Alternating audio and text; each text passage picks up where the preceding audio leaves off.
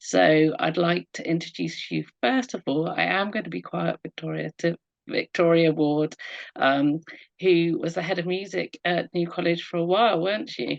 Yes, I went there in the year 2000, so quite a long time ago. And more recently, I've been on the senior leadership team, and we've got a new head of music has started with us recently.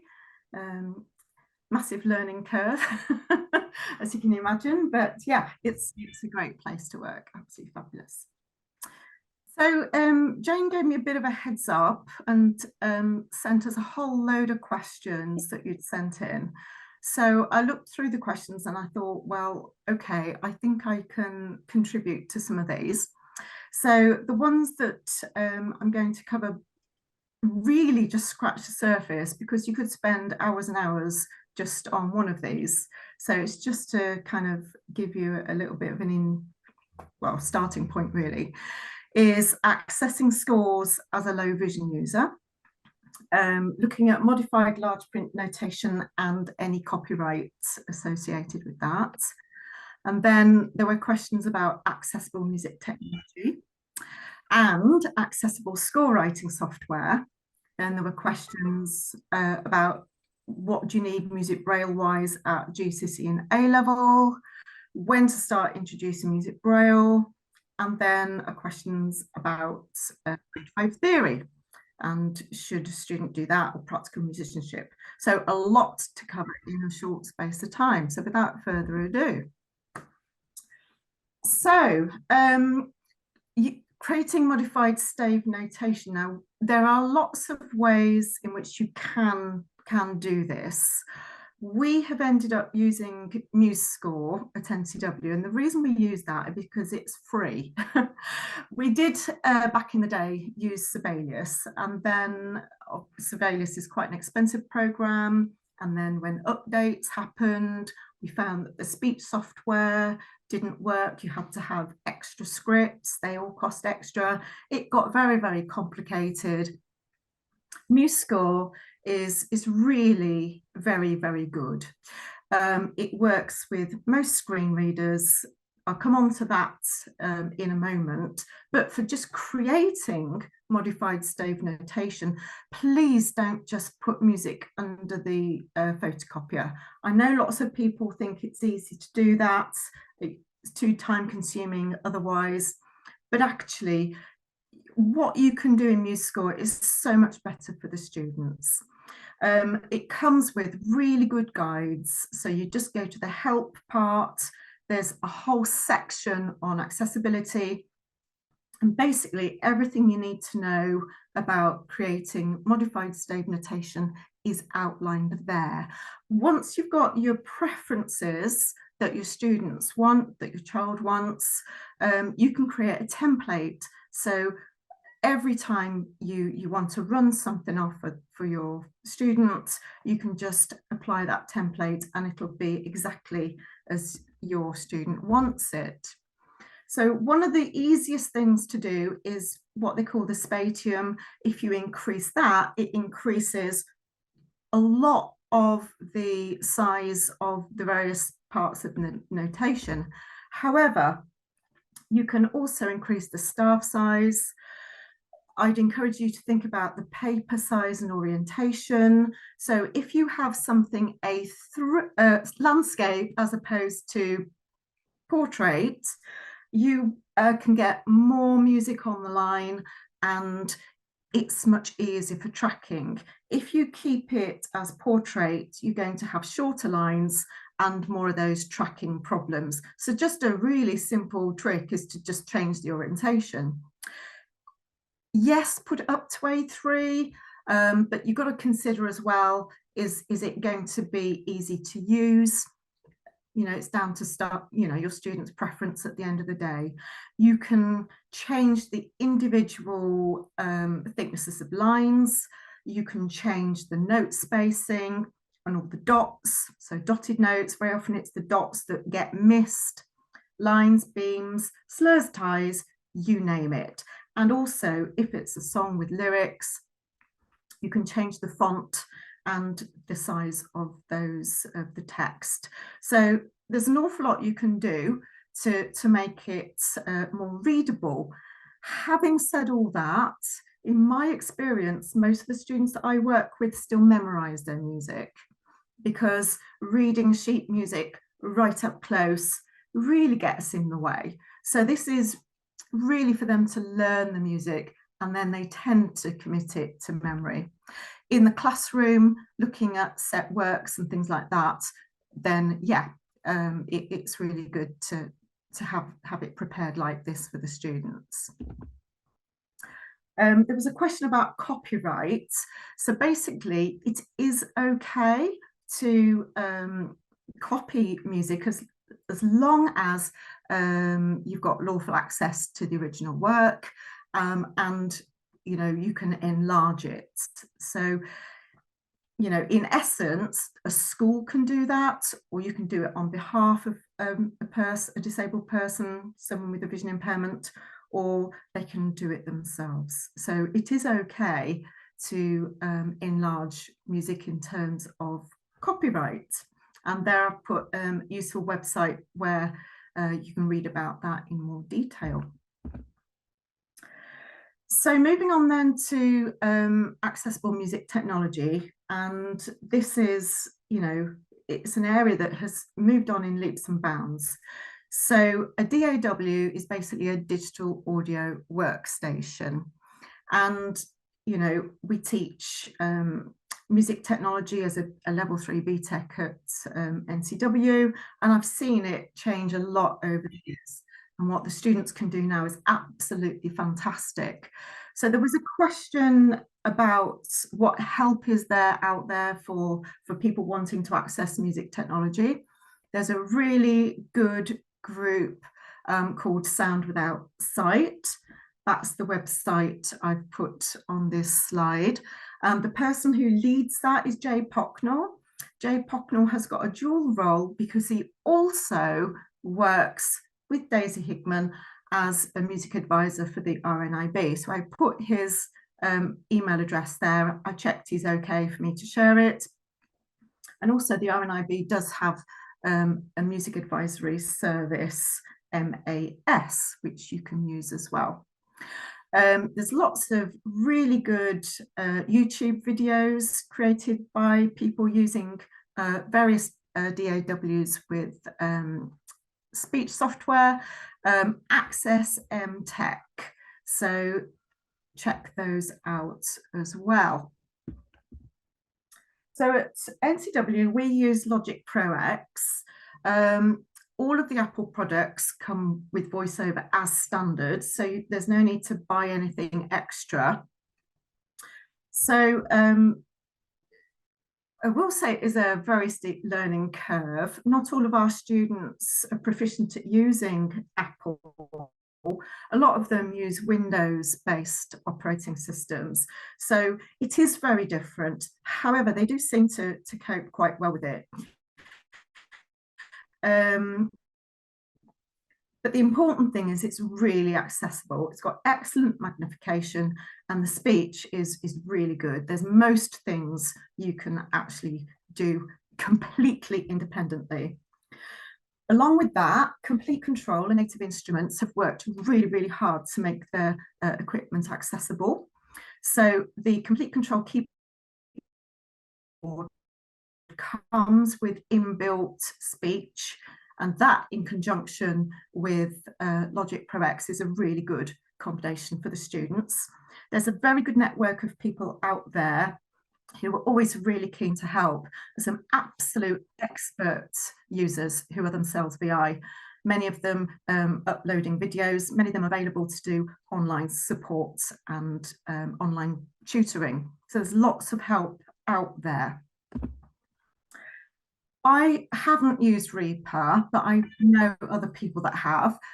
Reaper has also got good accessibility. It's a Windows-based software, and I've put an email address there with a forum. I haven't used them, as I said. So that might be something that you might want to go down if, for instance, you don't get on with Apple. So looking then at accessible score writing software, again, in my experience, MuseScore does the job really well. And again, here it's very exciting that version 4, which is the latest one out, has actually got a Braille Music plugin. Now, at the moment, there are still some glitches with that. However, things are moving on apace, and I'm, just watch this space because I'm very excited about that. MuseScore does work with most screen readers, and you can import a range of files, including MIDI. So looking back to your digital audio workstation, you could compose using one of those pieces of software. You could save a composition and export it as a MIDI file, and then import that into something like MuseScore to create your score. Because for A-level, and most GCSEs, you do need to know how to produce a score. And that can be a bit of a barrier for some of our students. You also need to be aware of something called Braille Music Editor, BME. And again, I haven't used this with my students because we tend to use MuseScore and get on quite well with it. However, BME, you can input music using 6 key entries. So if you already know Braille and know Music Braille, you can type your notes in as if you were using the home keys, like the 6 key entry on your keyboard. Again, that works with most screen readers. And then you can output as a music XML. And then from that, you could then put it into any mainstream score writing program. So you could then put it into MuseScore and create your score. Did I mention MuseScore is free? And if you're using with it NVDA, that is free. So, what's not to like, really? It's really good. Before I move on, just a note about Braille notes. We have a lot of students come to us using Braille notes.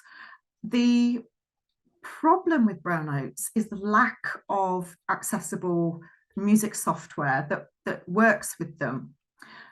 So we've always said to our students, if you need to then switch to learning how to use a laptop. But you might be keen to watch out for something called an Optima. It's due out in the summer, and it's, I believe, comes from the Orbit people.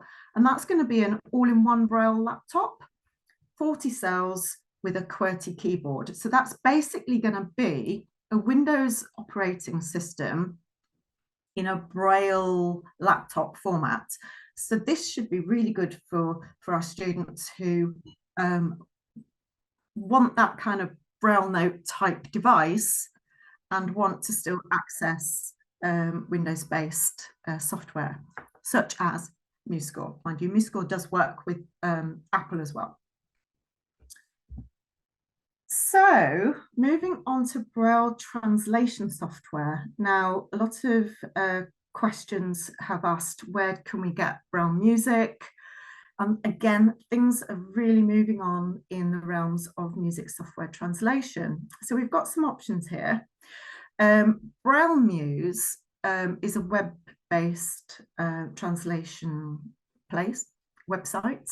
So what you can do is you can scan a piece of music, and from that scan, you could put it into something like MuseScore.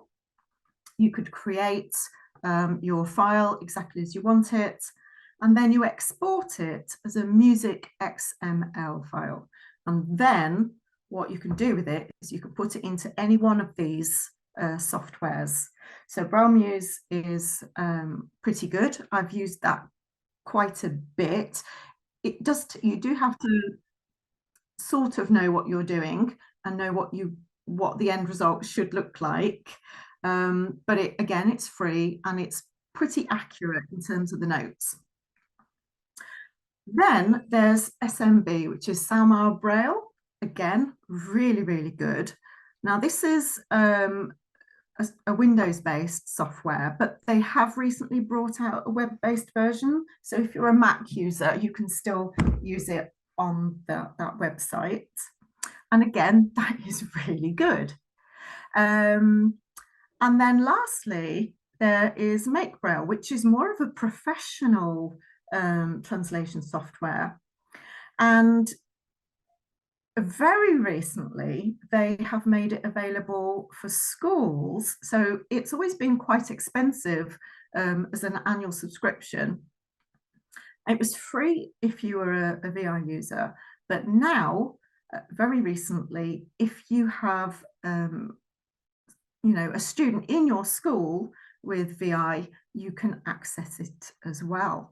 So that's really exciting, I think. So in terms of music braille at GCSE and A level, well, there's more needed at A level than GCSE.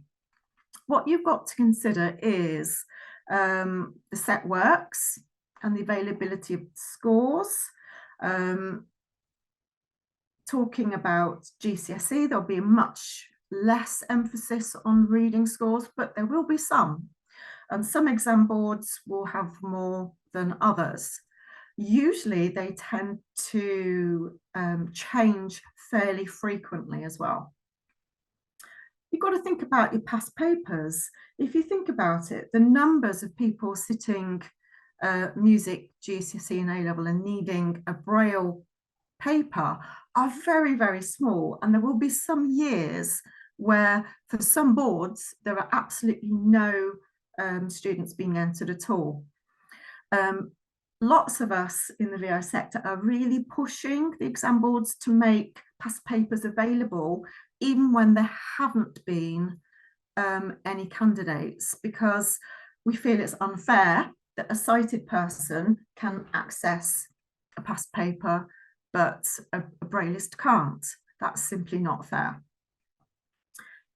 So often I get asked what signs are needed for the listening test. And actually, in a way, it's sort of unconventional signs that are needed. So you need to be able to understand things like stem signs, how to represent rhythm without pitch, and also how to represent pitch without rhythm. And actually that goes against what Braille music is all about, because you have rhythm and pitch all in the same sign. So actually there's another layer of complication that is needed to understand the signs needed to sit GCSE and A-level listening tests, where there are skeleton scores and kind of unconventional things you wouldn't normally come across. So at A-level, there will be a lot more emphasis on studying a set work. Now we tend, we do use Educas at NCW because we've got the scores all in Braille, and you just study 2 movements of 1 symphony for AS, and then 2 complete symphonies, all 4 movements at A2. Some of the other exam boards have a larger number of set works. They might be shorter, but there is much more variety, and that would include some unconventional notation for 20th century, maybe some graphic notation, which doesn't translate well to tactile form. So you've got to think very carefully about what exam board you do. And a lot of schools are very set in their ways about which ones they prefer. And you might need to be able to get in and persuade them to change to Educas.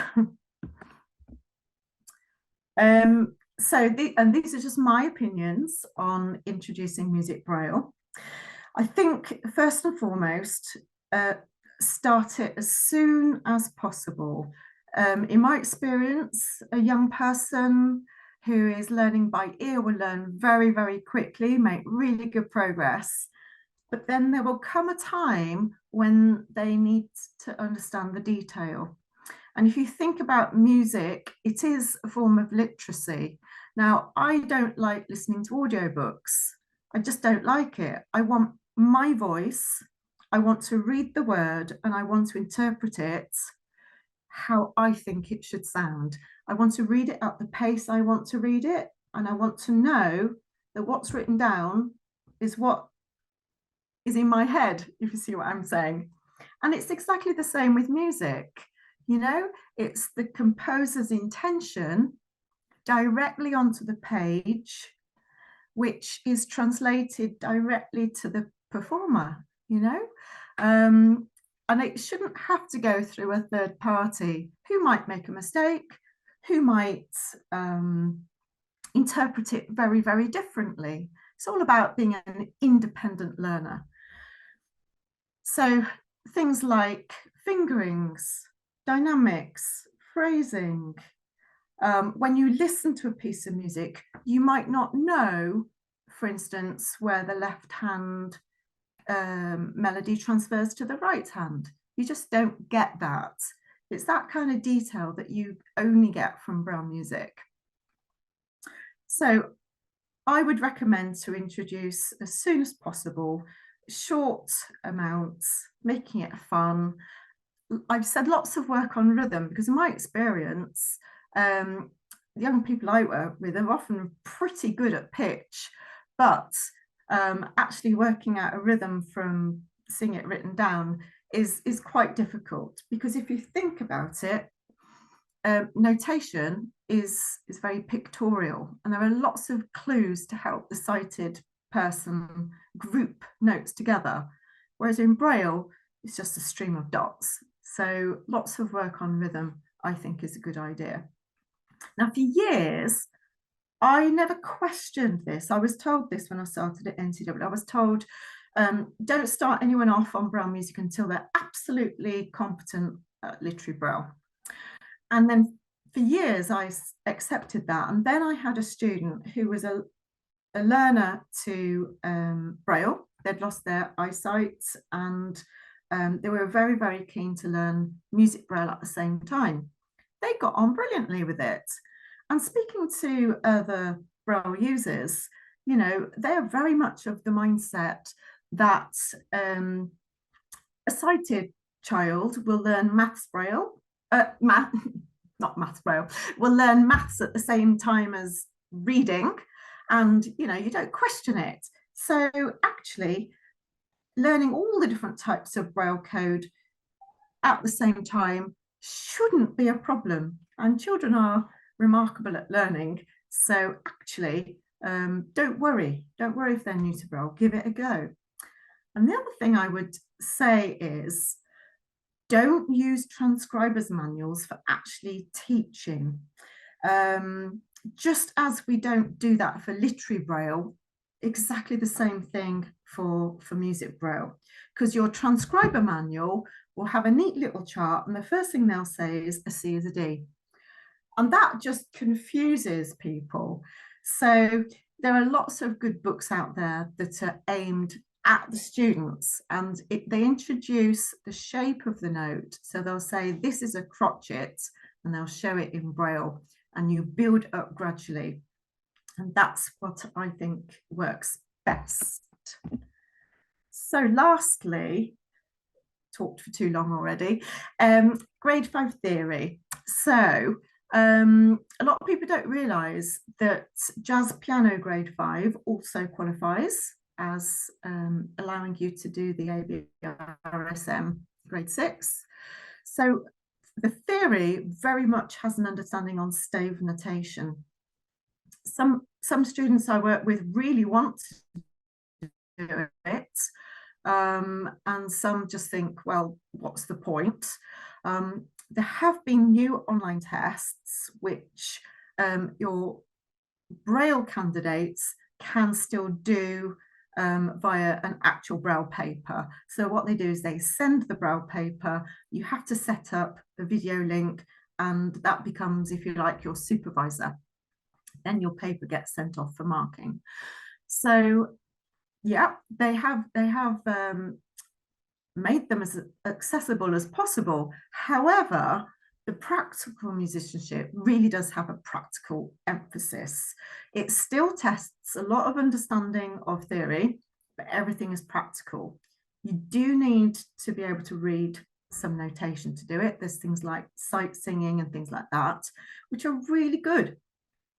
But you might be interested to know that the ABRSM are planning to develop a test for candidates who don't have a medium of work, not as an alternative for candidates who just don't want to learn music braille, but for ones who maybe have had sudden sight loss and simply don't have a medium of work. So that's on the cards. So if you have questions and you want to get in touch with us at NCW, then you can look at our website, and we do offer lots of outreach support from NCW. We have professional days where we do workshops across a whole range of different areas, but we also usually do an annual music day where we just focus completely on music. That's it from me, Jane. Thank you. You've got a bit of a fan club in the chat, just because it's so lovely for parents to have such knowledge on this call. So I don't know if anyone would like to ask any questions. I know there was a question about quite early on, is BME free? That was a question. Oh, I don't know, because I've never used it. I can Okay. find out. Okay. I can find out. Just I have a feeling it might not be, but I might be wrong. Oh, no. Sorry. That's fine. That's fine. Yeah, is there any other questions from anybody directly? I'm going to share this amazing PowerPoint. Is there a list of Braille music teachers in the UK, Victoria? Do you know? I think Amber Trust will have some, because I know that some of the students have found Braille teachers via the Amber Trust. Yeah, hello. Hi. We do have a list of some Braille music teachers. I think it is so if someone wants to get in touch, we'll have our contact information, and we can someone can contact us directly. Sometimes we well, I'll speak about it later, but sometimes we don't know teachers in someone's direct area. So then we have to do a bit of searching as well, and we actually have some students who are learning remotely. But yeah, when we speak, I can talk a bit more about that, and we'll have our contact information so people can get in touch. Thank you. That's wonderful. And one of the mentors who's going to speak later, who's here, she does teach Braille music. So there you go. Yeah, so it's fantastic. I don't think there was anything else in particular, but just Victoria, can you just confirm again, and people can listen back, but the exam board, was it Educas? Educas, Yeah. EDUQAS. Educas. Brilliant. There you go. There's another question. How long, in your experience, would it take for an older VI musician to learn Braille music? Oh, it varies so much on the individual. I've got some, you know, some students who pretty much taught themselves. Once they get going, they just sort of soak it up like a sponge. So, but quite quickly, I have to be honest, I've got a beginner who I just started this week, and she's already learned all the crotchets, enough signs to be able to do a simple tune. She's learned C semi-breve, G semi-breve, the crotchet rest, time signature, you know, and that was in one lesson. So you can get started pretty quickly. Thank you. More coming in. Is there a BTEC option? A BTEC of? Is that, Karen in particular, can you? There's BTEC Music, there's BTEC Music Tech. Yeah, BTEC Music, there you go. Yeah. And the BTEC, it can divide into performing and composing. So you can do a performer's BTEC, you can do a composer's BTEC. And as I said, we do the Music Tech BTEC, and they are worth the same points as an A-level. So they're level 3 accredited. Yeah. Brilliant, thank you. And I'm gonna get 2 more in before we then listen to fantastic Rachel Starrett, who's a blind piano player, professional piano player, so we can be lulled a bit. So there's one that says, would you recommend a VI musician to take the grade 5 theory or practical musicianship? My daughter does not sight read much, but is learning so she can take the theory. Does that make sense? Yeah, I would say practical musicianship. Personally, that's my personal opinion. I think it's more relevant. Brilliant, thank you. Just checking this. No, and what age should children start to learn Braille music? Did I ask that one? As early as possible. I mean, to be honest, when I know there are, like Suzuki schools and things where the focus is very much on listening, but most students, when they start off, even in their very first lesson, they'll see the notation. So they're linking the sound with the symbol, and they learn, to read more complex notation as they go. So as early as possible, I would say. I know that's not always easy, because let's be honest, to have a teacher who understands Braille plus the actual resource, it is quite tricky to get, everything in place. But if you can seek out the help and get started early, I think that is a good idea. Fantastic, thank you very much. Everyone on the call really appreciating your knowledge and insight, so thank you, Victoria. Thank you.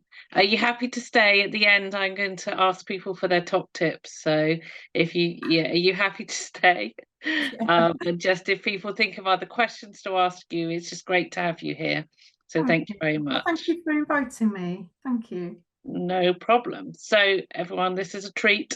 We're going to hear now a pre-recording of Rachel Starrett and her parents. So they speak first, but amongst it is her playing. She's playing Beethoven's Choral Fantasy in C, performed at the concert hall at the Royal Welsh College of Music and Drama. Having practiced this earlier, it is a slightly quiet, her playing, but it's all on her website as well. So you can and we'll put links to that after the session. And just to follow on from that conversation, her teacher Alison Bowering has been really instrumental, but actually when Rachel came to learn music theory, it was her tutor then learnt Braille music, so that he was called Dan Jones. He learnt Braille music alongside teaching her, which opened up so many doors. So it's just really fascinating how people do it in different ways. So I talk to myself when I start to do, so this is my sharing, and after Rachel we are going to also hear from Rupert, who's pre-recorded the session. He's a QTVI with vision impairment, and he's talking about how he accesses music as someone who's partially sighted.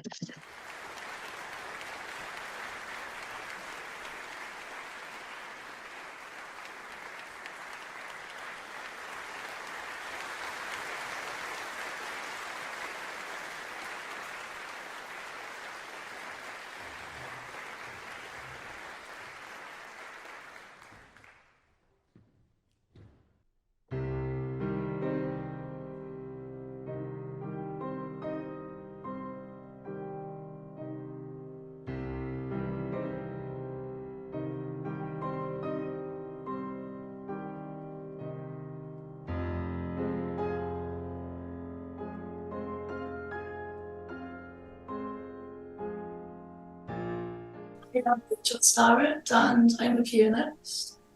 I'm Andrea Starrett, Rachel's mother. And I'm Clyde Starrett, Rachel's father.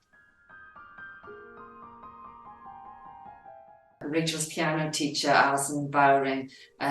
Rachel met her when she was 9 because she went to the junior department of the Welsh College of Music before she went there to do her degree. And Alison, she's helped Rachel musically, but also sort of emotionally and personally, and also the rest of the family. She supported us all. And whereas we don't know the music industry, so we're a bit like fish out of water, I can always go to Alison and she's always there to sort of give us advice and help us. And she's become like a friend of the family, really. So I think without Alison, we would never be where we are today, definitely. Quite often, Rachel's been given an opportunity and I've thought, I don't know how I'm going to make that happen. And sometimes you can feel overwhelmed when you look at the big picture, but if you actually break things down and reach out to people that can help you, you end up being able to sort it out. For instance, Rachel came home from university and said, I've got an opportunity to study abroad. I've decided I'm going to do that. And I was thinking, how am I going to make that happen? And initially, it just feels like that's something never going to make it happen. But broke it down, spoke to different people, and sort of worked on each little thing one at a time. Took a lot of time, but we got there in the end. And when she went to London to do the Lost thing, it was a similar thing. How is she going to stay there on her own? Get to it's more the logistical things. So it's breaking it down and not feeling overwhelmed by it, trying to get help from other people. So that's one thing. The other thing is take every opportunity when they're young, any opportunity to try different things, to give them as many experiences as possible, so they can decide what they are interested in, what they want to do, and just give them as much support and experiences to do that as possible. One other very important thing is also to have an interest outside for yourself, so that you do have an outlet to be your own person, and it's not to get totally overwhelmed by just being a parent, and which is the same for any parent, but I find it more important in this situation because you can feel like you've lost yourself, so that's very important.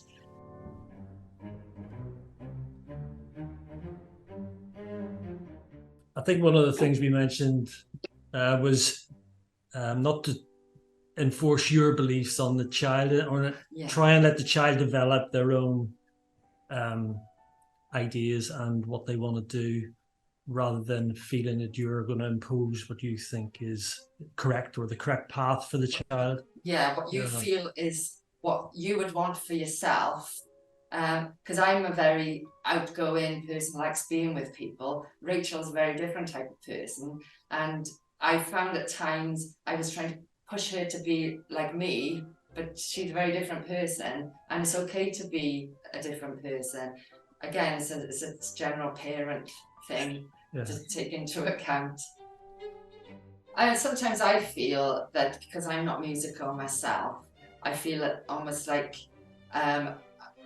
I don't really, like I said before, fish out of water. I don't really know the best way to go forward, and I sometimes feel like I'm maybe not good enough, and she really deserves somebody who knows what they're doing a bit more. But again, as parents, we can only do the best that we can do, and trying to get other people involved that do know a bit more about what they're doing, and usually it all works itself out in the end.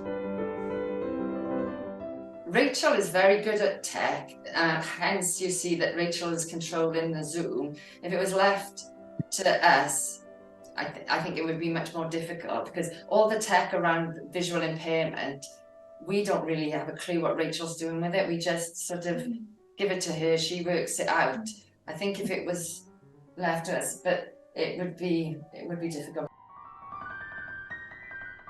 The British Power Orchestra are very good with that. They had a project with Rachel Likes Composition, they had a project where they were helping with doing composition and producing the Braille music. Yeah.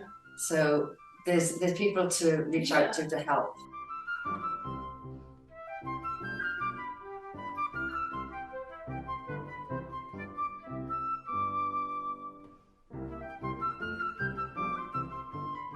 Music helps me bring myself towards others. So for example, I was involved with the UCAN Productions, which helps with visually impaired people, as well as RNS Moves, who is an ensemble consisting of disabled and members of the Royal Northern Symphonia and Sage Gateshead, as well as Brecon Jazz. I'm in a jazz trio that takes part in the Brecon Jazz Festival, and I'm going to be a pianist in the Canford Hill Male Voice Choir. I really enjoy performing a concerto, which is solo piano accompanied by orchestra. So, for example, I did a concerto by Scriabin in East Dulwich at All Saints Church with the Lambeth Orchestra. Then I played the Beethoven Choral Fantasy in 2016, which was part of the Beethoven Revolution Festival at the Royal Welsh College, as well as a recital in St Martin in the Fields. I was also privileged to be a pianist in a production of The Lost In, which is a children's book by Sean Tan, transformed into a musical. That was from Christmas 2019 to January 2020 in the Royal Opera House. I'm really privileged to have my piano teacher who has helped me, Alison Bower, because together we developed a process for learning music, and I've had her since the junior department when I was in the Royal Welsh College from the age of 10 all the way up to postgrad. So she's really helped me.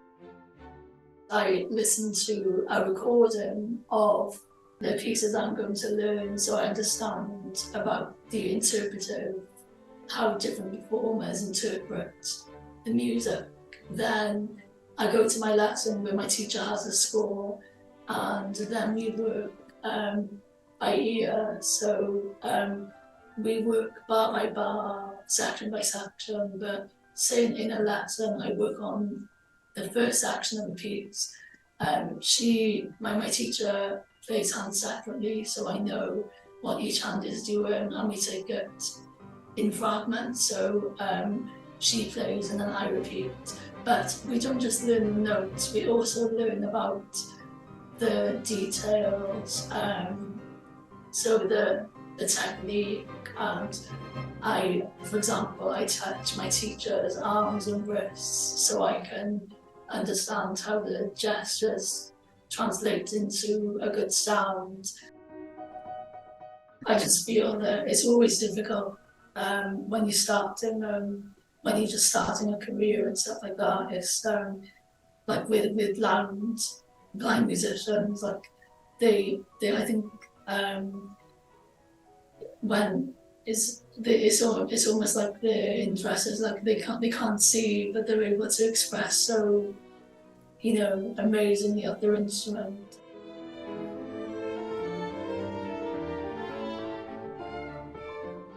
Well, Rachel's had, over the years, she's had so many people that have contributed to her success, to be honest.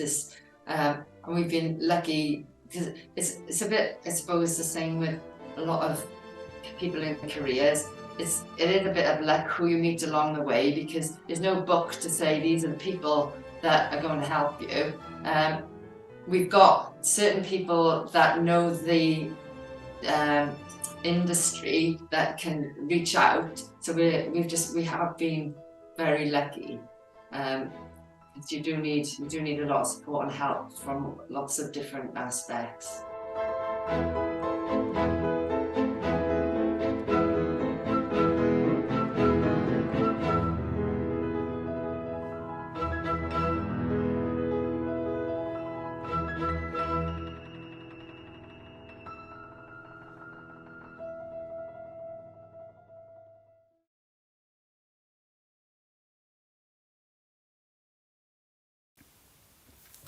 Hi there, my name's Rupert. I'm a QTVI in Norfolk, that is a teacher of the vision impaired.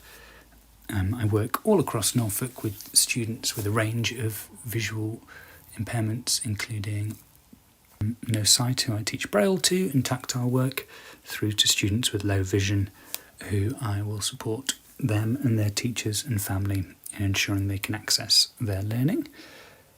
One area that comes up occasionally is music and how to help and support those students with low vision or no vision to enjoy and love music, whether that's in a lesson, as part of their curriculum learning, or as a hobby. I am vision impaired myself, so quite mild vision impairment, lots of useful vision, but very poor long distance, and I need things enlarging to be able to access them. So I do lots of I use a lot of accessibility features on things like iPads and computers to enlarge, and I also do this with music. So the first thing I'd like to show you is an app that I've discovered is really fantastic if you use sheet music. So if you're a piano player or a more classical instrument or guitar player, but just to generalise, if you use sheet music and you are reading music and you've got low vision, I will talk about first. So hopefully people are aware of Braille music. I won't be talking about that, as that's not something I've got a whole lot of expertise in, but Braille music is pretty amazing and helps those Braille users be able to access sheet music, which is fantastic. So yes, this session will mainly be focusing on low vision. So the app that I'm going to discuss first of all is called Fourscore, which is this app here, third app on my screen. So I'm going to open it up. I think there is a free version of this app, but this is a paid app. I can't remember how much it is. I'm not sponsored by them at all, but it's fantastic for what I was looking for to support a student, and that is to help enlarge sheet music to have a student play along. So, sight read and play, and anyone who's got low vision and sat at a piano or sat with a music stand trying to read tiny little dots, obviously trying to get them in the perfect position so you get the right note, can be a real struggle. So you can physically enlarge sheet music, and there's services such as the RNIB transcription service that will can provide that. So definitely look that up if you prefer enlarged physical music. But if you, like me, are a bit of a tech nerd, tech geek, and it's just much easier to use your iPad, so I'm using an iPad Pro, which has got a large screen, 12.9 inches, so really high quality screen. So I find that this is really helpful for sitting at the piano and enjoying music. So on the screen is a piece of sheet music by the Beatles, Yesterday, and I'm just scrolling. As you can see, I'm scrolling up and down, and it's got the music there. I can turn page by tapping in the bottom right. So really cool app. Okay, let's turn to the last page. I think that's the end of the song. So it's really fantastic, even just for scrolling through and seeing the music there. I can use my pinch gestures, which everyone uses on their phones and iPads, which is where you have two fingers close together on the screen and then you pinch in. So I can pinch in and I can zoom, which again is really helpful if you've got low vision. But however, it's not helpful if you're trying to play a piano, for example, with your right and left hand, and you don't have an extra hand to zoom in. And particularly if you are zoomed in, anyone who uses magnification will know the joy of trying to scroll and find where you are and not get lost. And particularly with music, if that's 98 beats per minute, that's a quick song, or it's, the tempo of music is going to be a lot quicker than you can scroll and play with your hands. So there's a really cool feature on Fourscore that I'm going to show you. I will add a link to some information. I've followed a YouTuber who had a really good video about how to use this, so I will put that in the information. But there is a feature, if I go to settings, and this symbol at the bottom middle is called Reflow, and what that does, it's really cool, is I'll just quickly click edit in the top corner and it'll make a bit more sense. There's these dark rectangular boxes which have naturally gone around the staves, which is the music, I can grab and drag these boxes, and they're actually numbered, which means I want box 1 to be at the top, box 2 to be this box underneath. Go to my next page. This is box 3, this is box 4. Now the reason they're numbered, let me go back to the first page, is that's the order they're going to appear in once I zoom in, that you'll see in a second. And obviously, because you're following the music, you would like it to be in order, otherwise you're going to create some crazy remix and it'll sound very odd. So it naturally does that. So I've clicked on that reflow button on this Fourscore app, and it's naturally gone around. Sometimes it might make a little mistake because it's AI, it's trying to guess what we want, so sometimes just go through and check that it's got all the staves. If I was playing guitar, I might want to make these boxes a bit bigger so it includes the guitar chords at the top. So I'm just going to do that on all of these. So when I go back to my main screen in a second and click go, you will see what it does is it takes all these boxes in order. I'm going to click done, and it creates a long kind of banner of all my staves. So I'm just going to slide from left to right. So now instead of when I get to the end of this stave, it's just immediately put it next to it. So instead of the staves stacked on top of each other as sheet music is, I've got all my staves here just running along, which is fantastic. It means I can make it a little bit bigger if I want to. I can zoom in a little bit, and it's all on the screen. I'm still using my finger here, so one feature I really like is at the top left, it's got edit, it's got zoom in, zoom out, and then it's got scroll. So if I click scroll, and then click in the middle of the screen, like this, it will start moving. So it's moving very slowly now. I'm going to speed it up by clicking on the right of the screen, and now I'm not touching the screen now, and it is auto scrolling. So again, I could change that speed, the tempo of the song, and I can sit at my piano and I can play along or sing along. So I really like this app. I'm just going to slow it down. If you're learning a song, you might want to just have let's get the melody here. Yesterday. That's probably not in the right key. No one judge me. You might have it a bit slower. If you're at the piano, you might have it maybe this speed, so you can kind of slowly play the notes. And it's a really fantastic app, and as you can see, it's got those guitar chords at the top that I made sure were selected, so they're included as well.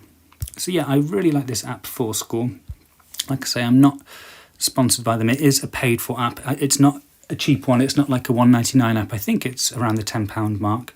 But if you are a musician and you're really struggling with sheet music, I think it's fantastic. And it's also an app that's used by professional musicians. If you ever go to a theatre and see a musical or see any show with a live band in the orchestra pit and have a little look in, they very rarely use sheet music anymore, physical music. They will have tablets and be using an app such as this one to help, to have their music there and editable and really easy to use. So I really like this app.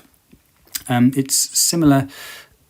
A similar thing I use for guitar music is the app Ultimate Guitar, which I don't have on this because this is my work iPad, but on my personal iPad I do. And that's very similar. It just has guitar chords, and you can put it into dark mode, which I really like. And you can also make it bigger, obviously using pinch zoom, which again I really like. And that is a free website where you can get lots of chords.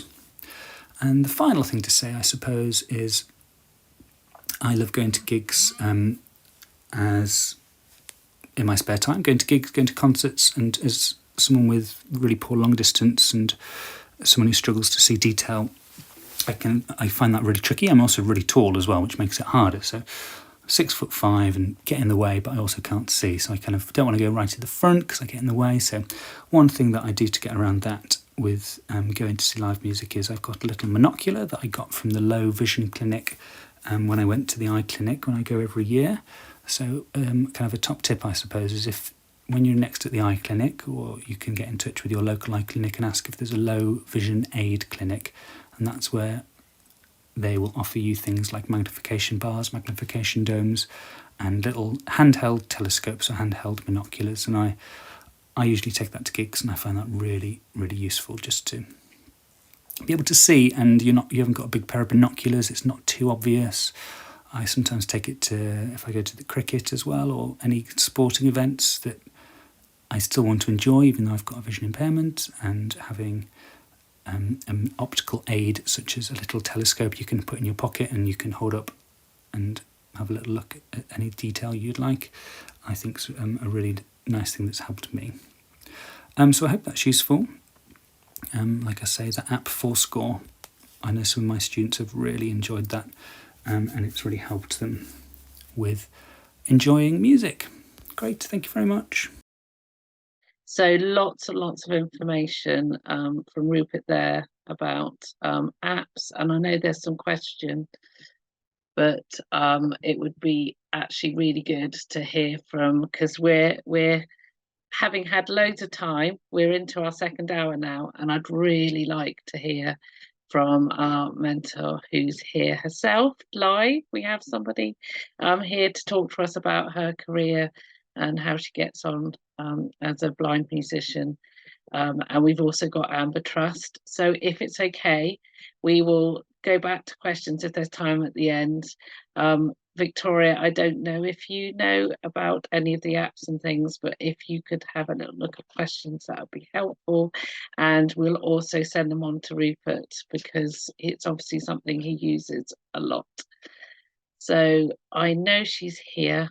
Please, can you welcome Siham? Is that we haven't spoken, we've just emailed a lot, but one of our amazing Look mentors. For those who are new to Look, one of the things that we provide is mentors for your young people. They provide support and chats via a platform and give advice, and I know we're recruiting for the autumn kind of cohort, or there's partnerships just been created now. I think you're here. Can you unmute and say hello? Hi There you are. everyone. Hello. Are you Hi. going to how did I pronounce your name? Okay. It's Siham. Siham, brilliant. Yeah. And are you going to stay off camera? That's fine. That is your Yeah. choice. Yeah, no problem at all. So yes, I think you're going to tell us about your music education and what you do now. Yeah. Hi everyone. So I will have a little chat through basically my educational experience in regards to music. So I'll just start from the very beginning. I'll literally just go through my experience from a young child until now. And at present I teach Braille music. But yeah, I'll start from the beginning. So I was always very interested and into music. My parents noticed this at a very young age. Oh, sorry, forgot to mention that I'm totally blind since birth. So yeah, I was always very entertained by music. I could be, engrossed in songs for hours on end. Like that was like a huge entertainment for me. And with young, like visually impaired individuals, particularly like totally blind individuals, it's quite difficult to like find things that are stimulating for us. At least that's what I've learned now I'm older. Obviously, I had no idea when I was little. But music is definitely one of the biggest, like quite common. Not everyone, of course. Everyone has different interests, but yeah, that was my real interest. So when I was maybe 1 or 2 years old, I was in a specialist nursery. So there was some sort of I think it was African drumming or something, and I was able to repeat the rhythm like completely perfectly. So my parents were like, okay, music is definitely a huge, like they sensed that there was some like either some talent or something that I would like to pursue in future. Even just, learning it for fun, or I don't think they thought as far as, studying it in university level or A level or anything like that. So yeah, then I in nursery, I of course joined in all the musical activities that, were on offer. I went to a specialist nursery and then I went to a mainstream nursery after that. And that's where the RNIB music advisory service came in. I didn't know who they were at the time. Of course, I was very young, but what I do remember is somebody coming in with a keyboard and playing some songs with them. So I'm assuming they wanted to see what my interest was like, and I'm sure my parents probably wanted some, or actually, it might not have been my parents, it might have been the school, or maybe both. I'm not sure. Like I said, I was very young. But they got probably got some advice. I would then went into my parents basically got me to do private lessons. That started with violin, but the teacher was very strict and very very scary, to be honest. So was quite put off by that as a child. I was quite young as well. So I hid underneath the piano. And then my parents decided, like, so I think they thought that I was interested in the piano, although actually I really do love the piano, and that's my main instrument that I play. But yeah, at the time I was just hiding from the lady, from the teacher, who was quite strict. I'm sure she was great, but I think as a young child I just didn't go with me, my personality. So yeah, I got introduced to a piano teacher. She was amazing, and I was with her for I think 3 to 4 years. Actually, it might have been 3. Yeah, 3 to 4 years. She was really, really good. I didn't really do any grades or anything, so I just did melodies and pieces like songs and stuff like that. But she was really good. I mainly did things with her by ear, like pieces with her by ear. I don't think she really knew anything about Braille music, to be honest. However, when I was 7 years old, almost 8 years old, I don't know how she found out about this, but she found out about this scheme for visually impaired musicians that was run by a lady called Jacqueline Clifton, who has an organization called Musicians in Focus.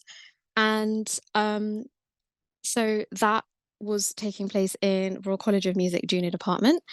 And I had to audition for this, and I was very interested. My parents were also really interested. We all thought it was an amazing opportunity. And I think my piano teacher probably felt that I could progress even more. And she probably felt that, she was kind of out of her depth, even though she was doing her very best and she was amazing. Like, she was great. So I did the audition. A very, very nerve-wracking experience, but the head of the department at the time, Mr. Hewitt, was lovely, and I think there must have been someone else in the room. But yeah, I got through, and that was the start of my junior Royal College of Music Junior Department journey. So I studied there from when I was 8 till 18 years old, and it was every Saturday. So huge commitment for me and my family as well. But it was an amazing opportunity. And I did piano, recorder. It was literally a whole day of different lessons. So it was essentially like a school day, but just for music. So I did piano, I did recorder, Braille music, music theory, quite a few. So in terms of like accessibility and stuff, I began to learn Braille music. A Braille teacher would come in who taught me Braille music from 8 years old onwards, and it was amazing. I then learnt I basically learned music with a combination of ear and Braille music, because with Braille music I can pick up things really, really easily and well, but I kind of need that context of listening to things sometimes, especially when, the pieces started becoming a lot more complicated. I think at the beginning it was fine, but as the piece started getting more complicated, that's the way I kind of learn. But everyone has a different way of learning, and no way is better than anyone else's, I think. As long as people are enjoying and able to, get the most out of playing, that's the main thing, or singing. So yeah, that was really great. Also with choir, so some with choir, unfortunately, I didn't really get the scores that I needed. So there were some things that in it with accessibility was really, really good. The scores were available and I was able to use them and, you know, get some audio as well. So piano was quite good. But yeah, with choir it was quite difficult. So I think part of it was probably like the communication of the teachers and also the availability of schools and stuff. So yeah, that was hard. I also did music tech GCSE, which actually I'm sure things have progressed so much since then that I essentially got help with it because my school didn't know much about accessibility and technology, like music technology. I actually did do some music technology in Royal College of Music as well, but there was always some technical issue with it. I used a software called, I think it was called Cakewalk, and then it was called Sonar. But of course, these things were just starting to develop. I feel like things have come a long way since then. So yeah, but that was an interesting experience. And quite frustrating at times. But you know, it is what it is. And yeah, so then I did music A level, and that was really, really good. I didn't have a music A level department in my school, so I had to go to another school to do that, and I really wanted to, because I thought it would supplement what I was learning in Royal College of Music as well. And with theory, I was good, but I felt like I could improve. So I thought that would help. And yeah, like the music teacher I had was amazing. I'm still in touch with her today. She was really, really good. She gave me extra time and attention. I think that really, really helped because yeah, I had to do some composition and I used Sibelius. And I got help with that, although that was accessible at the time. Not really sure if it is now. It's been quite a few years, but yeah, at the time it was quite accessible, but I still needed a little bit of help with that. But I think allowances were made because yeah, because I was the one giving the instructions and ideas of she was just executing them. Like I was the one who was telling her what I needed, and also I did most of it anyway. I just needed a little bit of help from time to time. But it was all coming from me. So that was kind of how I navigated that composition part of things. With performance, I was already having to do performance in Royal College of Music when I was doing my grades, grade exams, and so I had some pieces prepared already, although I did practice them and asked my music teacher for help, for pointers and help and top tips and stuff like that. And as I got older, unfortunately, I developed a very bad performance anxiety. But at the time, I did get through that.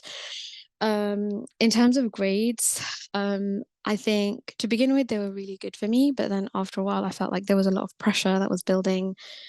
And that was very, very difficult to deal with music A level and also grades as well. So I feel like the earlier, if grades are something that visually impaired young musicians are interested in, the earlier the better, to be honest, because the later it is, it does get quite difficult to balance everything. But you know, hindsight's a great thing. I also really enjoyed doing, like, when I was a bit younger, I forgot to mention this, I loved being in school productions and school plays and singing, and that was of course all by ear. So I just took all the opportunities I had musically. So then moving on to university, I went to School of Oriental and African Studies, SOAS. It's in Russell Square. So I did world music. So the degree is just called BA Music, but it's essentially ethnomusicology. And I decided to do that because I'd done, you know, from 8 years old to 18 years old in Royal College of Music, and that was very, very, like, it was very intense. It was a long period of time in my life, and towards the end there were some difficulties and some things I found really stressful, although I did get my grade 7 and grade 8 in piano and recorder, and I got distinction and stuff. I also just thought I'd mention I did grade 5 practical musicianship because it was mentioned before, and theory, I did the exam twice and I didn't do super well in that. And I think that was just because of the time frame, but also just translating it all into Braille. It was a lot, but everyone has different ways of doing things and different things work for different people. So with university, I did mainly things by ear. There was a lot of I did use of performance, but I also did a lot of things to do with research in regards to people in different parts of the world, different cultures, different kinds of music from all over the world, and the context, like historical and political context. That was a really amazing degree. Again, very, very intense, but very insightful and informative and really fun. I had a lot of cool opportunities. I got to play different instruments that are not really heard of. So there's an instrument called a gamelan, which is like a percussive orchestra, and it's got like gongs and like xylophones that are metal, so they're called metallophones and things like that. It's really fun, although it can get really technically difficult the more you play, the more high level you get to. So I did do a little bit of that. And I played a West African instrument called a kora, which is kind of like a harp, but just for your fingers, and there's no pedals or anything. And then I also played a oud, which is an Arabic, Middle Eastern instrument.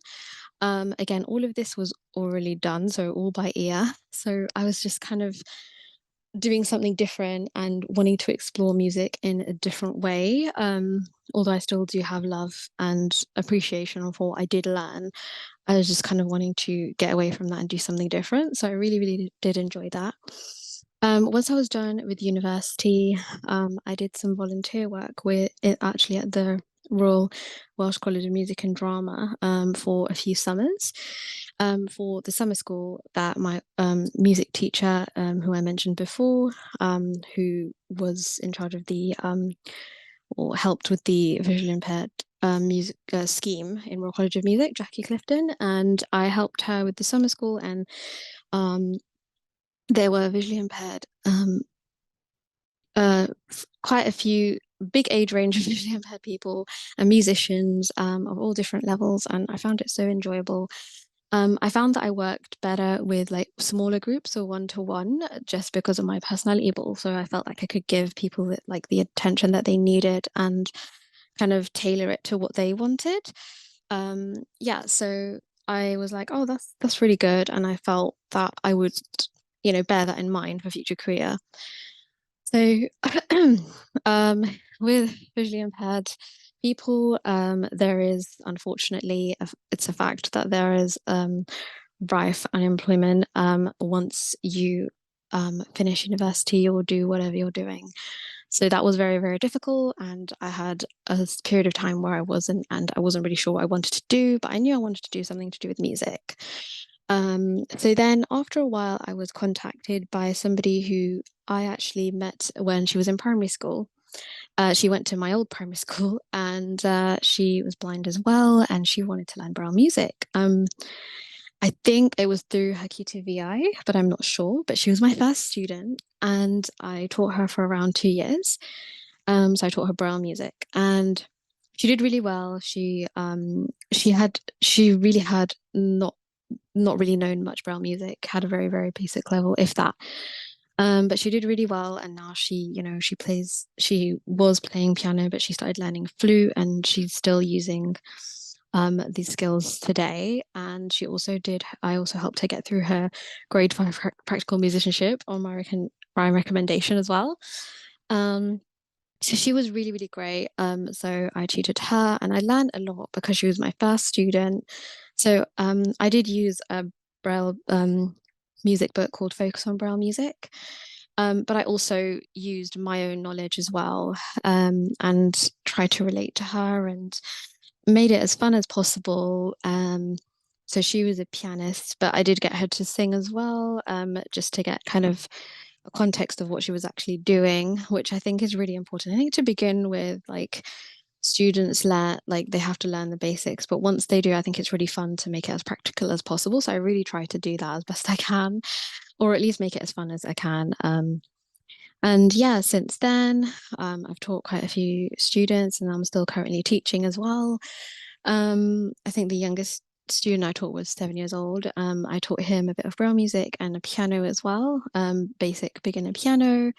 in a school. So yeah, I'm not sure if I've covered everything, but yeah, I hope that it's, you know, useful for people, and you can ask me any questions as well.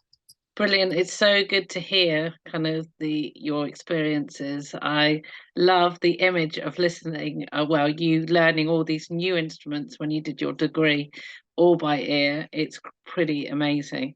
There is some questions. We do need to hear from Amber Trust, but somebody asked, were you already fluent in Braille before we started learning Braille music? Yes, I was, and I think that really helped. But yeah, it helps, but at the same time, it's almost like, the way I described it is almost like a new language. So obviously it's good to have a basic, but it's completely different to actually literary Braille, and that's how I see it. So I always thought of it as a different thing, but of course using the same medium that is Braille. Somebody has asked, this might be for the wider panel for later, but can Braille music be taught and learned virtually? I've never tried that. I feel like that would be really, really difficult. I don't know. I feel like, especially with maybe later on, so like if the person knew like a basic level, that might work. But I think to begin with, probably not. At least in my opinion. Of course, everyone like may have different ideas, but like from my perspective, I think it would be really difficult, because you know, I'd need to check if what they were writing was correct, and yeah, I don't know, it's just quite difficult. Thank you. But, it's yeah. I'm going to ask at the end for everybody's top tips that's spoken tonight, but if it's okay, just because we've had so much really good information, I need to move on to the Amber Trust who've been waiting patiently. And there is a question from somebody about their son and inclusion in bands. So maybe we can ask that at the end as well, Sarah. But thank you for now. It's been really good to hear from you.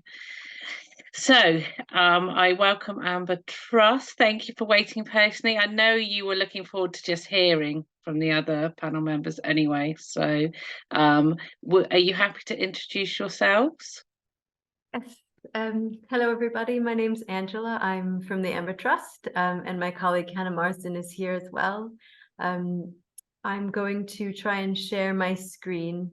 We have just a presentation to share with you as well. Hopefully it will work.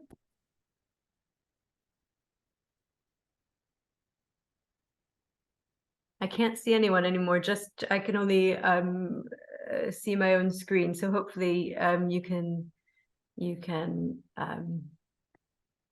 there are no issues with that as well, but I can hear you, so just let me know if there's anything I need to change or do. So I'm just going to talk about our charity and what we do. If there are those of you who are already familiar with us, and hello, and hello to everyone who might not be as familiar with us and what we do as well. So the Amber Trust is a small charity. We support the music education of blind and partially sighted children throughout the UK. And our vision is for blind and partially sighted children, including those with additional disabilities, to have the best possible chance to meet their musical needs and aspirations and fulfill their potential. And we do that in two main ways. There are two main kind of streams of activities that we do as a charity. The first is our music awards, and I'll tell you a bit about those. And then we have our music services, and Hannah will chat with you about those in more detail. So very briefly, our music awards are individual grants that fund music tuition, and that's music lessons. It can also be specialist music technology, and that includes Braille music lessons. And these are available to children and young people throughout the UK up to the age of 18. So awards usually finish on the child's 19th, the young person's 19th birthday. The aim of the music awards is to support blind and partially sighted children, including those with additional disabilities who wish to learn any instrument or have vocal tuition. So it's really based on what the child or young person would like to learn. And we also can fund, sometimes we fund keyboards or partially fund an instrument depending on the amount of expense. And we support, we fund every level of music education. So from beginners, and whether that's a child 5 or a bit younger, or beginners who come to music at a later age, and also advanced musicians. So we do have some young musicians studying at the sorry, I've lost my track of thought. At the Royal Academy, the Junior Academy, for example. But also we have children who are just learning because they love to play music, they love to sing. So really at every level, as I said. And also one of our aims is when we can to form long-term relationships. So we really do fund children from their first lesson and up until the age of 19 if they continue for that period. Last year we supported around 266 children across the UK, and over the next few years we're hoping to gradually expand our reach as well. Just a bit more about our music awards and how to apply. You can find us online on our website, and we have 3 deadlines. The next is the end of November, and usually there's a music awards committee, and we meet in December and review all the applications that come through. Usually those who apply for the first time, especially if it's a new instrument and the child has not learned before, we usually award funding for 1 term. And then we ask for a reapplication. And then if everything's going well and the child is enjoying learning, we'll fund again for a year. And then every year we ask families to reapply. And as I said, that can continue up until the child's 19th birthday. And I think someone mentioned before about trying out different things. So for example, if someone applies for a music award to learn the piano, and after a term or a few terms, they find that actually they really like playing a different instrument, they can then change and apply for that instrument as well. So we want to be flexible to cater to what the child loves to do. As well as that, I should mention that if your child is learning to play an instrument, but also is taking Braille music lessons, we do often and can often fund both. So if there are parents here who are interested in applying who haven't, you can apply for instruments lessons as well as Braille music lessons alongside instrumental lessons, and the committee will review that. Sorry if I'm speaking very fast. I'm going to pass on to Hannah, who's going to talk about our music services, and we have 3 main music services, and she'll speak through those. Just so you know, Angela, before Hannah speaks, there's lots of love for you in chat and how much a difference you've made to various children's lives. And so there are some people on the call that already know you and use your services. So that's very kind. Thank you. I can't see those, so thank you for letting me know. Great, thank you, and hello everybody. I'm Hannah and I manage the Amber Trust's music services. Angela just spoke a bit about the Music Awards, which is funding for lessons, but we also have music services, which we award Little Amber, Amber Plus with Music in Mind Awards to children, but actually it's more of a family service, and it's more about supporting the families of vision impaired children to make music and to kind of hopefully kind of give them some encouragement and some support to make music at home or when out and about or at any point really. So yeah, we have 3 music services at the moment, Little Amber, Amber Plus, and with Music in Mind, and we've also started doing some workshops as well, but I'll just talk through the music services that we have at the moment. So we have Little Amber, and that's for children up to the age of 5, and parents can apply at any age from birth, really. So we do have some applications come in for children who are kind of months old, and that goes all the way up to 5, and that's children who have any additional disabilities as well. What we do is we send families some instruments and some Little Amber activity cards, which are designed by a team at the Amber Trust, and they have ideas for sort of everyday things you can be doing that, you know, you don't need to be a musician or you know, read music or have any background in music or anything, just kind of ways that you can use music and sound every day with your child. And we also match families with a local music practitioner, and those are people that work with the Amber Trust. Some practitioners we've got really kind of long-term relationships with now, which is great, and they may be music therapists or music teachers or community musicians.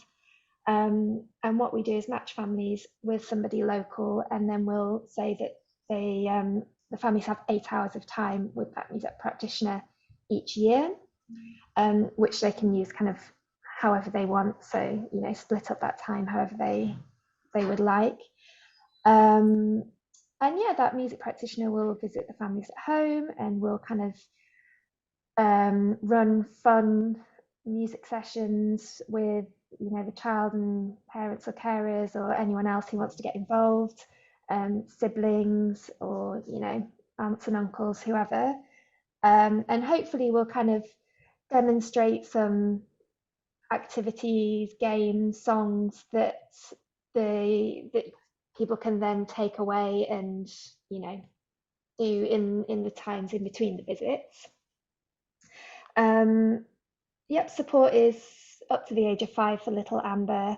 We review each award every year just to make sure everyone's happy and everything's going really well, and that the children and families are benefiting still. But yeah, that can continue up to the age of 5. And then we give the option of applying for a music award for instrumental lessons, if that's most appropriate, or potentially for an Amber Plus award, which is our next music service. Angela, could you? Yes, sorry about that. I don't know what happened. There we go. Oh, we do actually have a little video. I don't know if we've got enough time to play. Yes, we have a little video. Just sorry, I'm having trouble with my slides all of a sudden. I don't know if we have time, Jane. It's just go on. It's only a minute. So. It's about 2 minutes. Okay. It just demonstrates a bit what might happen within a Little Amber session, and it's part of a film that's available online as well. So I'll quickly play it. Let's do it again, Steph. Let's do it again. Let's try it again. There's no stopping a superhero.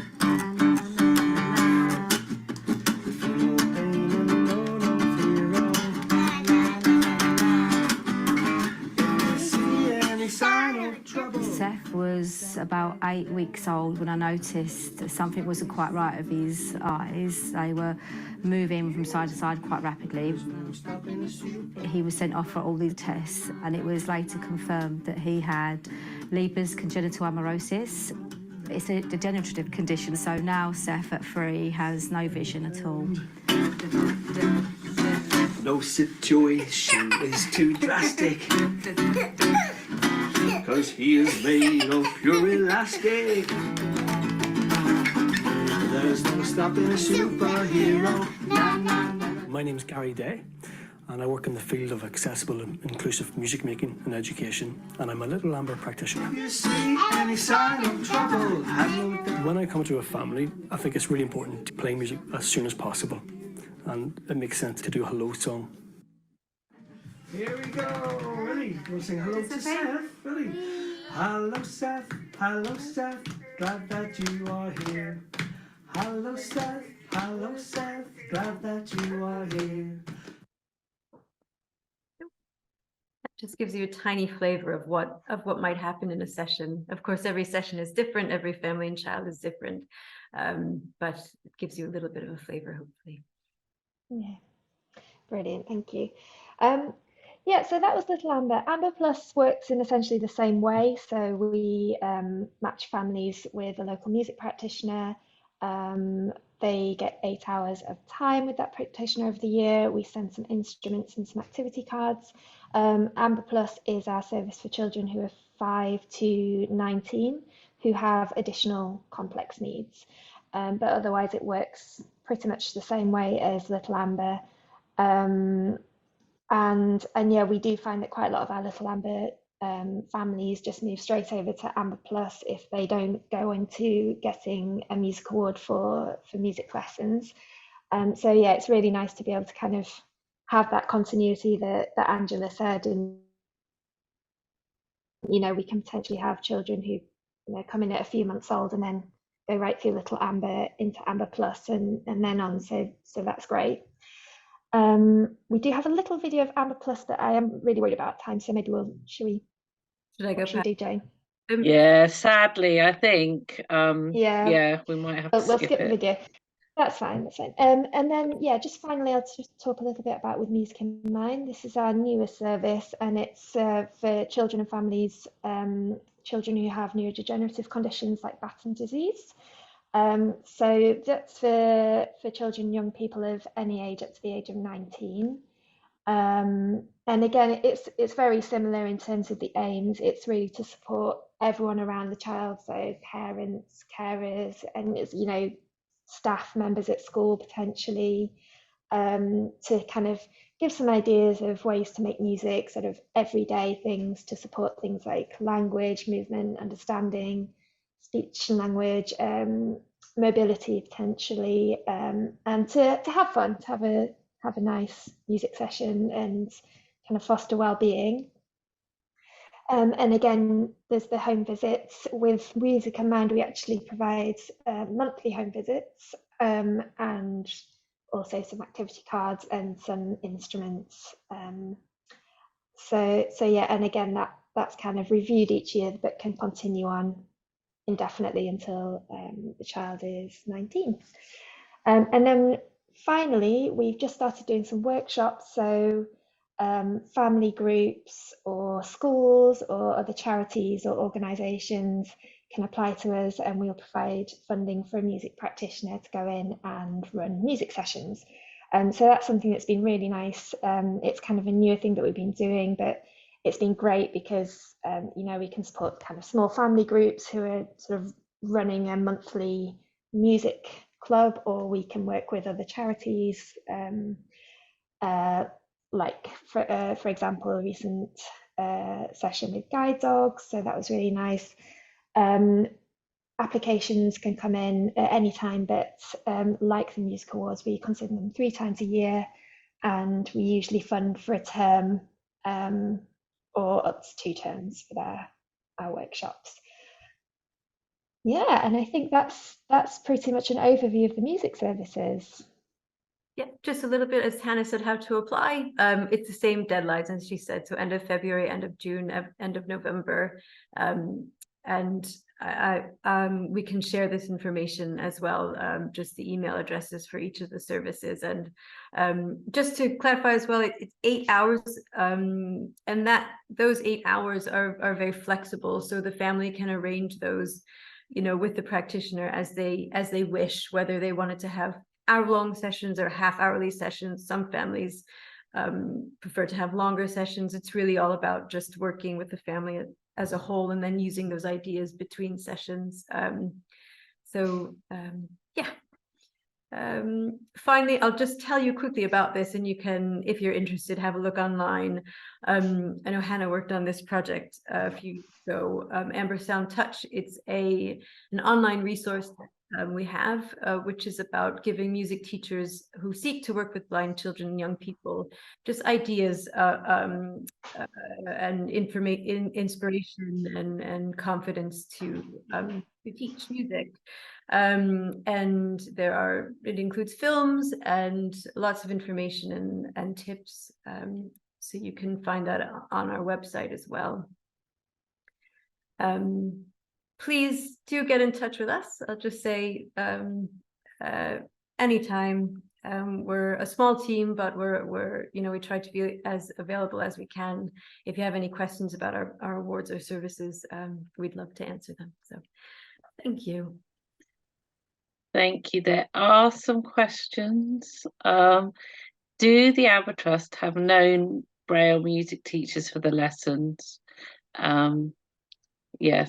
Yeah, so we do have some teachers that work. I should say all the teachers who work with us are they're either self-employed or they work for a music school or a music service. So we don't employ music teachers ourselves, but we do know some Braille music teachers who are teaching some of the students that we fund, and we do get a lot of enquiries about whether we know teachers, whether it's Braille music teachers or instrumental teachers. And it is something that we're hoping to work on over the next year, to have a kind of comprehensive list, because right now what we do is we'll go to the teacher and ask if it's okay to provide their information to a family. So please do feel free to get in touch, and we'll do what we can to see if we do know of someone in your area. I know there was a question just before about teaching remotely. We do have a Braille music teacher who does teach remotely, but what she's starting to do now, I have to say, is she has kind of intensive visits from the families, from the young people and children that we fund, and we'll fund that visit to go and see her for kind of an intensive in-person session over a weekend, for example, and then the other lessons are taught virtually. Brilliant. Yeah. There was also a question, someone who is having support from you, but it says, how would you cover the cost of music Braille lessons? Our music teacher wants to learn too. So that's it. Sometimes you might have the right teacher, but they need to learn Braille music alongside. So is the question whether we would fund the music? Yeah. So I think because our funding remit is really to fund the child or young person's music lesson. And the child or young person, our remit is that they do have to be blind or partially sighted. So unfortunately, I don't think we would be able to fund the lessons for the music teacher, if I'm reading the question correctly. I will say though, we've had some really successful stories of music teachers who worked very closely with students' QTVIs and have kind of brought those two different skill sets and worked closely. It takes quite a little bit more organizing and perhaps some time set aside from the music teacher and from the Brailleist, who can maybe take a bit of time out of each of their schedules to work together. But we do find that it works very well when the music teacher and the Braille teacher are able to kind of come together and both of them are kind of learning a new skill. But that can work if that's an option as well. There was a question that I think the asker has had to leave, but she said, please can I find out, do you know of groups that play together? Sometimes for our children, they also need a place to play and make their music, and if they have got additional needs, sometimes actually it's helpful to have a fellow group, in a way, of disabled musicians or someone who can really support them as an ensemble. So do you have that information? I think we may know. I mean, I know someone. I suppose it depends on what kind of music group. I know someone mentioned the Para Orchestra, which is a large orchestra, but in terms of a small band, I'm not sure. Sometimes we can't solve all the problems, no. But it's good to know that the questions are out there, isn't it? Yeah. I thought I'd ask, and I think one of the things we can all do is kind of take what people have asked and see if there's ways of working together, creating a list of music to Braille music teachers would be really great, wouldn't it? I know, Sinem, are you okay to come on camera again? Because you are a Braille music teacher, and I wondered how far your remit goes. Do you only teach locally? I think you're based in London. Hi. Yeah, I only teach in London. But I can travel like around London and like yeah. Yes, I'm sure there's future ways of collaborating, because I think particularly it's really great we know one Braille music teacher now who's on this call, but yeah, having a list. So thank you. So for anybody that asked, you're local based, but you will travel slightly outside of it. So that was that question answered. There's in the chat. Someone's just said, Amatrust have been brilliant for us. We've had a number of violins for them, and the process is very easy to navigate. Thank you for everything. And I totally agree. So it's why it was very important that you came on this call with us today. Before we finish, because everyone's done incredible listening and asking questions, I was wondering if anyone wants to share their top tips with the parents here. Lots of people on the call. Victoria, you've been silent the longest. Are you happy to come on camera? I'm still here. Hello. Yeah, and lots of our students have benefited from the Ambatrust. I'm really, really grateful. They're fabulous. Couple of things. I did a quick Google. BME is free download. During lockdown, I did teach Braille music remotely. I could share BRF files, which I could see on my, using Braille font, and students could send Braille files. So it is possible to teach Braille music remotely, and I can possibly help people if they need help. So get in touch. Top tips, it's really difficult because it's such a broad area. I just sort of said insist on equal access, insist on it, because your child deserves it. And just have fun with music. Try to get involved in ensemble playing and choirs, not just playing on your own. And finally, develop a toolkit of ways. No one way is going to be better than others. If you can develop a range of ways to access music, that's going to stand you in very good stead. Thank you. Very brilliant top tips. I'm sure there's a plan that we can cook up as well for a music weekend. Based at New College, hosted, with some of our amazing music mentors and the Ambatrust. Anyway, thank you, Victoria. It does. Brilliant. So, Siham, you've just had some very good feedback as well. So yeah, we really enjoyed listening to you. One of our parents has said that you're an amazing mentor for her daughter, so thank you. Have you got a top tip you'd like to share with parents?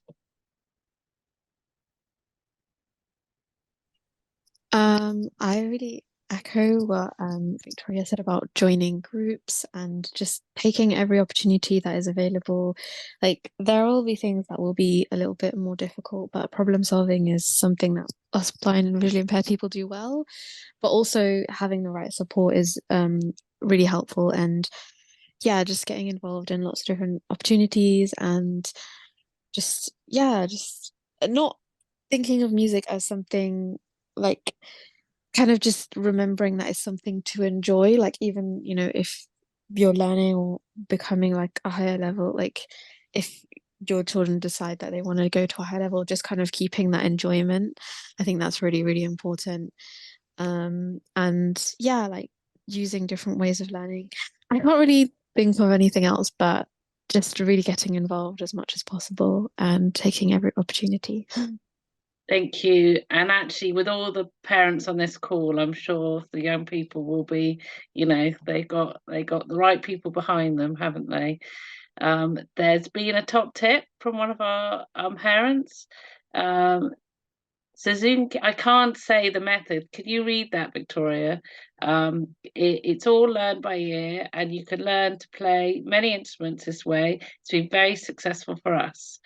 But we'll share all these tips. So if anyone else has got any tips, then please let us know. We will send all of the information. I hope you enjoyed listening to Rachel as well, and I loved hearing from her dad.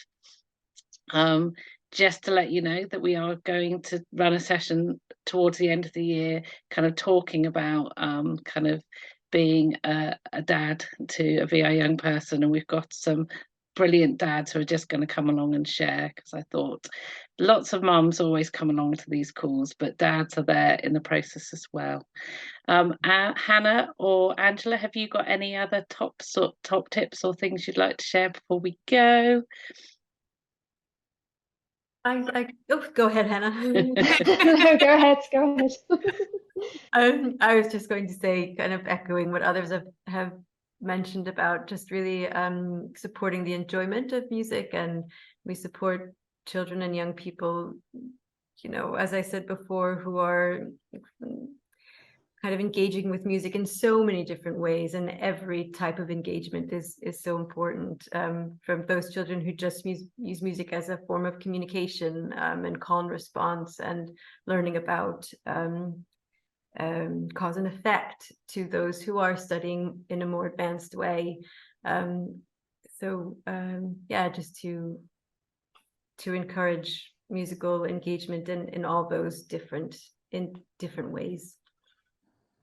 Brilliant. Yeah, we know that there's frustrations, and so I think you kind of glossed over some of it, but actually the point is that there are ways to be overcome, and the more conversations we all have about getting rid of the barriers to access and letting our children have a rich experiences, the better. So thank you. It's been lovely to have everybody. We will make sure that if we didn't answer questions, if we ran out of time, we will make sure that they're kind of answered in the resources, hopefully. Is it okay to share your PowerPoint? Is that okay? Kind of, well, at least the basics of the information. So we will share that with everyone as well.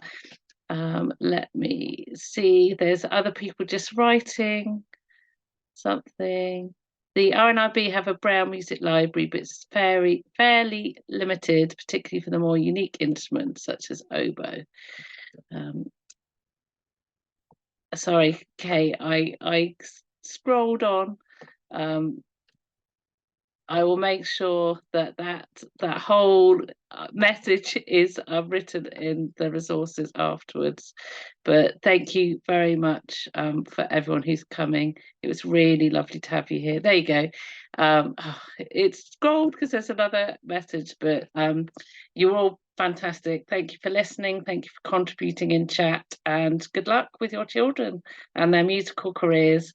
Thank you for Hannah, Angela, Victoria, and everyone. Our mentoring service is a real flagship, so I really appreciate China for coming along and sharing your experience as well. So I hope you all have a very good evening, and I'm getting a croaky voice now. So yeah, till our next time. Bye, everybody.